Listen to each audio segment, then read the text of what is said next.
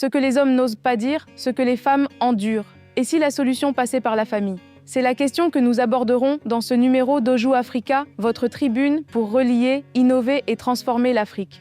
Pendant des décennies, nos politiques de santé se sont concentrées sur le couple mère-enfant, un modèle noble et efficace mais incomplet. Car derrière chaque mère fatiguée, il y a souvent un père silencieux. Derrière chaque cri d'enfant, une tension conjugale.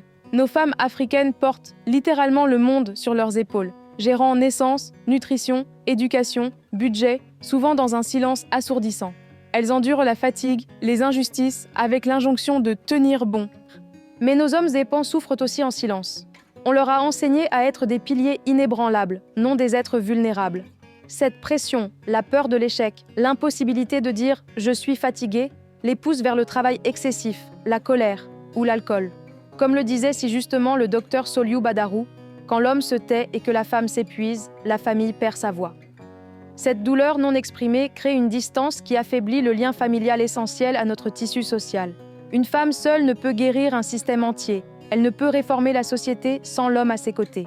Il est temps d'élargir notre approche, passer de la simple santé maternelle et infantile à une vision plus englobante de santé familiale intégrée. La famille est la première unité de santé, la première école, le premier lieu d'apprentissage de la confiance et de la sécurité. C'est là que se forge la santé mentale, bien avant l'intervention des hôpitaux. Pourtant, nos politiques publiques peinent à comprendre cette réalité, se focalisant sur le traitement des individus plutôt que sur la réparation des relations. Une mère soutenue dort mieux, un père écouté s'implique davantage, un couple en paix élève mieux ses enfants.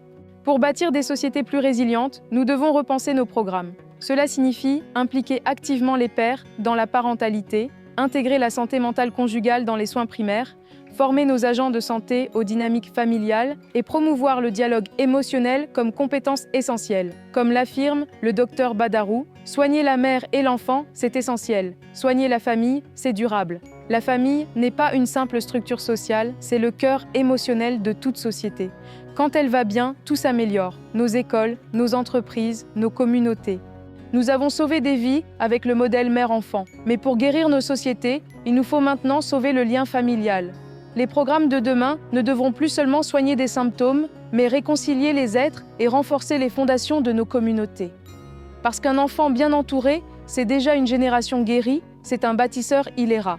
Rejoignez-nous dans cet engagement pour une Afrique où chaque famille est un foyer de santé et d'épanouissement. N'oubliez pas de vous abonner à nos pages Oju Africa et ILERA Link sur YouTube, Facebook et LinkedIn pour suivre nos prochaines discussions.